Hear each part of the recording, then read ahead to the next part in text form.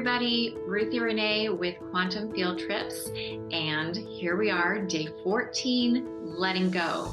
Spring cleaning for the mind, body, and soul.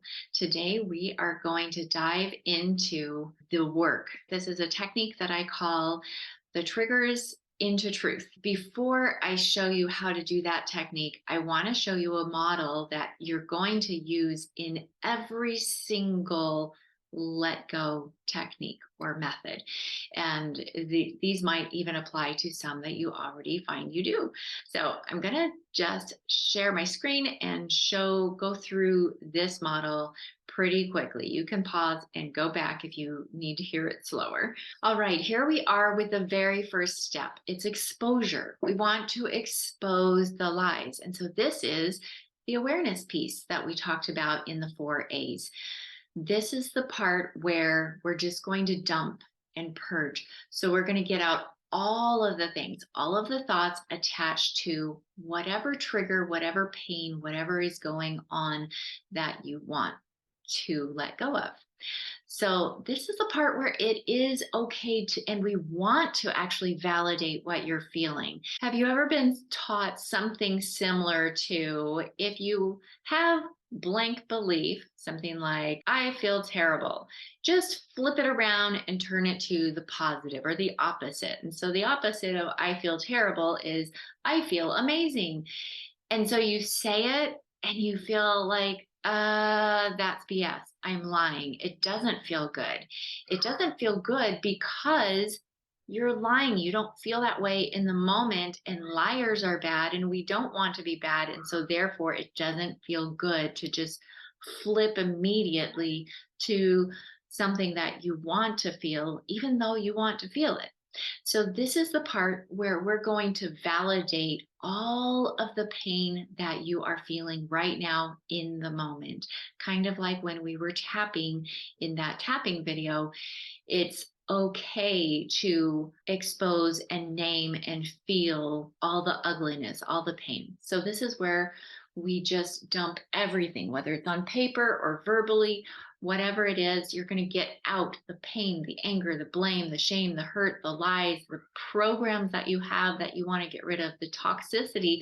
Toxicity can be from the 3 Ps, people, places, or practices, whatever the toxicity is, and everything and anything else that isn't aligned with your pure truth inside of you. Okay, that's the first step. The next step is we're going to we're adding love, we're adding grace. Going back to what we talked about yesterday, adding that grace factor. This is the acceptance piece from the 4 A's. The yes factor. Yes, this happened. Yes, it hurts. Yes, I was wrong, or they were wrong. Yes, I don't like it. Yes, it wasn't or isn't helpful. And yes, I want something better now. Yes to all of it, every piece of it, the good, the bad, the ugly. This is the place where you don't have any judgment. This is the place where we see the shadow side of ourselves, where we have integration, everything, all of it. If we don't have this piece, you'll never be able to fully release and let go. So this piece is so important. Please understand that. Adding the love, adding the grace, and saying yes. Okay, this is where I am. It's not where you have to stay. This isn't where you're going to stay. But accepting gives you the starting place so that you can then move into the next step, which is adding the light and the truth. Now, this is also called the analyzation piece that is from the 4 A's. The transitioning. Transitioning can be so uncomfortable. It feels sticky, ooey gooey. It's that pupa stage where the caterpillar has consumed, and now it's like taking everything that has gone inside of it and creating something new. So this is where we take all of the pieces, good, bad, ugly, truth, lies, everything, and now we get to take a look at it and see it clearly. For me, it helps, and for my clients, I've seen it help to ask the questions. This is where we get to get clear. Ask, what am I making this mean about me? The three M's. What am I making this mean about me? And almost always, if you have a trigger, it's attached to a thought that you're making it about yourself. Okay. And then after you have that clear, you ask, well, who taught me to think this way? Where did I learn how to think this way? Was it from your family? Was it from your community? Was it from religion? Was it from political organizations? Where did it come from? It might have been you and just your perception that was skewed about what somebody was actually teaching. So don't be afraid to go deep on this one and figure out where it came from. The next is what I'm thinking true? And after you answer that, ask yourself again, is this absolutely true? And then, is it helpful to think or feel the way I do? My guess is no. If you're feeling triggered, if you have uncomfortable feelings come up, most likely it's not helpful, right? And then we go into, is there another way to think or feel about it? How else could I feel or think about this? Is there another model? Is there somebody else in the world that thought or could feel differently, has modeled this circumstance differently, and your response to it? And then the question is, how do I want to feel or think about this? If I could turn myself into a perfect is in air quotes, since you can't see me right now. If I could turn myself into the perfect ideal model of myself, how would I think or feel about it? So using just your imagination and pretending and getting a clear picture of who you want to show up as in life, and then asking all of these questions to help you unravel the lies that are actually there and turn them into what you want to be or what you want to feel, what will be more helpful. And that brings us into the final piece, transformation. That's what we're looking for. This is the butterfly part. This is breaking free from the pain and the anguish and the chains, the cords that bind you to this one painful thing. We just clip it and we are free. This is that adjustment piece from the 4 A's. This is where we realign with our internal compass, with our spirit, with our soul. We reclaim what has always been within us. The light, the divinity, the purity, the true identity, your true nature and character that has always been inside of you. It's always been with you. You just have to learn how to tap into that, and not just in your imagination or when you're feeling great or when everything is going right, but so that you can tap into who you are innately and stay there even when hard things happen, even when difficulty comes your way. All right, so that's a very fast, brief version of what you'll do in all of the next following exercises. Today, I'm going to show you an exercise that I do all the time. You can have an entire notebook filled with this and use it whenever you need to. Use it with friends, family members, and see if it's helpful for them. What you're going to do is take a page in a notebook and you're going to fold it in half. And when you open it, we're going to, next to the side, the spiral side, you're going to write the truth. This is what we want to discover. This is the transformation, the transformative, the adjustment that we want to have. And over here, we're going to write our triggers. We're going to write down the things that we believe as they are right now.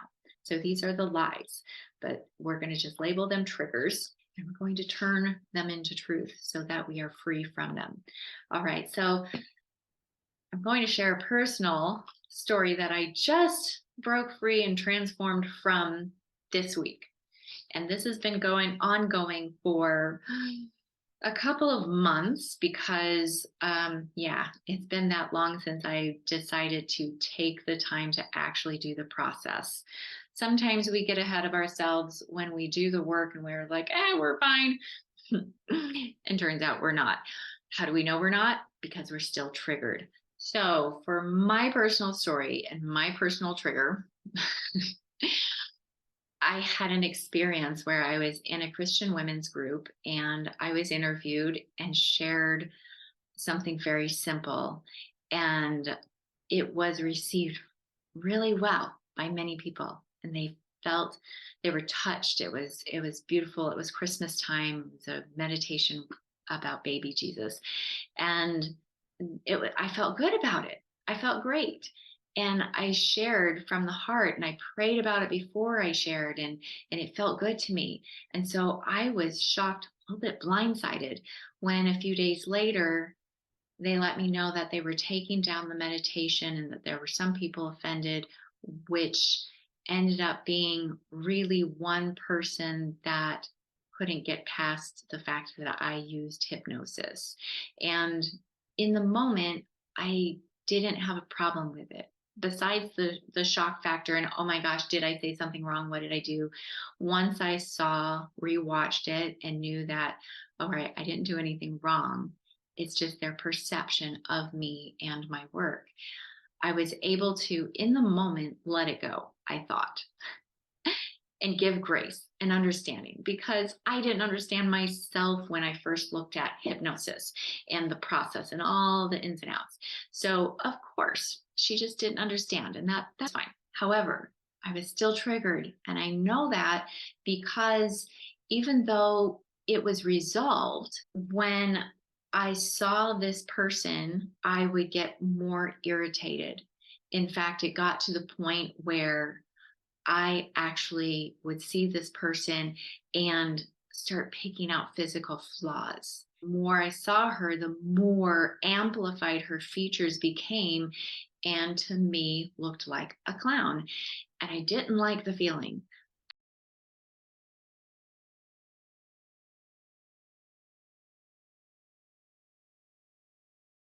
I don't like to not like people. Um, it doesn't feel good. And so I wanted to be able to truly and unconditionally give grace and forgiveness. But I had a trigger there and I had to take the time to look at it and figure it out. Now, somebody told me, I'm not sure if it's true, but it seems like it.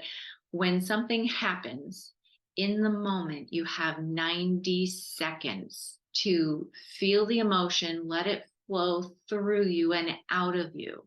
And if you don't, if you hold on to any of it, then it becomes a trigger. It becomes stuck inside until you do the work to remove it. For me, this was my trigger. After I peeled back all the layers, what I ended up with is the feeling of I'm not accepted. And that hurt. That hurt me deeply. Not only did she not accept me, but she wouldn't even play my interview that I paid for. I didn't get a refund for that interview, and she chose not to play it or have it in the group. And that got under my skin. I'm not accepted by her, and therefore, all of the people in this group don't get to see who I am. And that made me feel angry and frustrated and all the things. And I could go down and do more of a dump, but what it boiled down to is I'm not accepted. Now, after you feel that, then you go through the analyzation process. Is that the truth? Is it absolutely true? Well, no. No, it's not absolutely true that I'm not accepted. It's just that I wasn't accepted by her. And if I really dug down deeper, it might have been more of a version of, okay, she didn't accept the one piece. She doesn't accept hypnosis. That's all. And so the truth is, not everybody accepts my work. Not everybody accepts my work, and it's okay. That is a truth that feels good. That is a truth that helps me move forward with love and compassion. and it helps me release the pain. And how do I know I did it for real? Well, when I saw her face, I knew, simply because when I was still stuck in the pain, she went from being a lovely looking person, she's a gorgeous girl, to her features got amplified and distorted. And in my mind, every time I saw her, she looked like a clown. It got to the point so bad because I didn't take the time. This is what happens with our triggers. If we don't take care of them, they grow and they get bigger and bigger. They're saying, see me, see me, see me, fix it. And in my mind, it was so bad, but I wanted to show other people. I wanted to gossip. I didn't do it, but I felt it. Okay, honestly, I did. I did tell my sister and I gossiped. The important part is that I fixed it. I aligned with my truth. And what happened randomly a few days later, her face popped up in my feed from some video she had made, and she looked lovely. She was adorable, just like when I first saw her. And in fact, I saw, oh my gosh, her son looked so much like her and was amplifying the pieces where I felt were clownish, and they were adorable. He was adorable, she was adorable, and it's so freeing. So try it out. Write down your triggers, what you feel, the parts that you would be embarrassed to share with anybody but your therapist or your trusted sister, and then do the process until you have a truth that feels good, that feels aligned with the person you're proud to be.